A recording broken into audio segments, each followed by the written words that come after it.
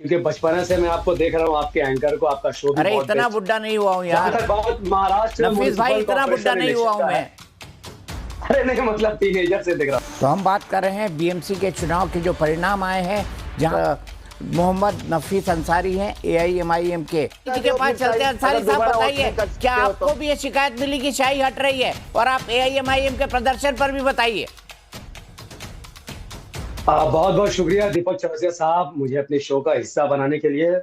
क्योंकि बचपन से मैं आपको देख रहा हूँ, आपके एंकर को, आपका शो भी अरे बहुत इतना बुढ़ा नहीं हुआ हूँ यार। बहुत महाराष्ट्र नफीस भाई इतना बुढ़ा नहीं हुआ हूँ मैं। अरे नहीं, मतलब टीनेजर से देख रहा हूँ मैं। देखिए, महाराष्ट्र कॉर्पोरेशन इलेक्शन रिजल्ट बहुत सराहनीय है। जनता जनार्दन है। डेमोक्रेसी में जनता ही बॉस होती है।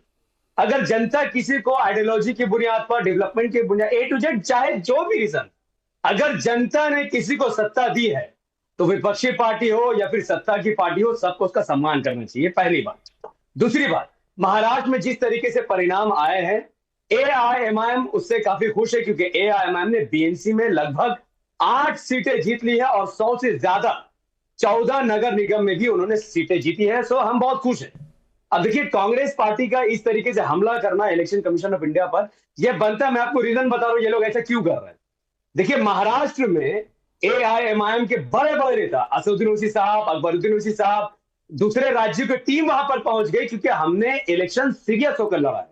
हमने एक मुद्दा भी दिया था कि हिजाब वाली महिला को हम मेयर बनाएंगे और वो मुंबई का विकास करेगी, देश का नाम रोशन होगा। इनके पास ना कोई नेता यहां आया, ना इनके पास कोई विजन है। और सबसे बड़ी बात तो मैं ये भी कहूंगा कि आखिर क्या वजह थी कि राहुल गांधी, प्रियंका गांधी जी और बाकी कांग्रेस के नेताओं ने इस इलेक्शन पर आना ही सही नहीं समझा। इसका मतलब है कि महाराष्ट्र को अपने बीजेपी के लिए थाली में परोस कर दे दिया। तो आप बीजेपी के बीटीएम और एजेंट हुए। हमने तो थाली में परोस कर नहीं दिया बीजेपी को। दिल्ली में आपने बीजेपी को जिताया, हरियाणा में जिता, आपने महाराष्ट्र में जिता दिया। तो आपको अपने अंदर झांक कर देखना चाहिए। आप लोगों के विश्वास को क्यों खराब कर रहे हैं। हाँ, बीजेपी ने आइडियोलॉजिकल लड़ाई लड़ी, और बीजेपी को बैठे बैठे बहुत सारा वोट मिल गया। इसीलिए नीतीश राय हंस रहा था, मुस्कुरा रहा था। वो क्यों? क्योंकि उसने एक आइडियोलॉजिकल बात कही, कट्टरता वाली बात कही, और लोगों ने उसको वोट किया। लेकिन सम्मान होना चाहिए।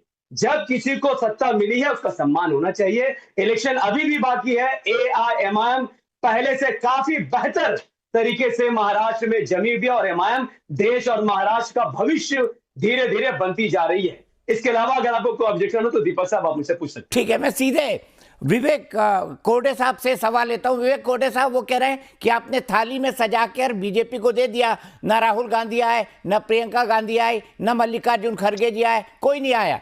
आपने थाली में सजा के बीजेपी को महाराष्ट्र दे दिया। ये हमें बीजेपी की बी टीम कह रहे हैं।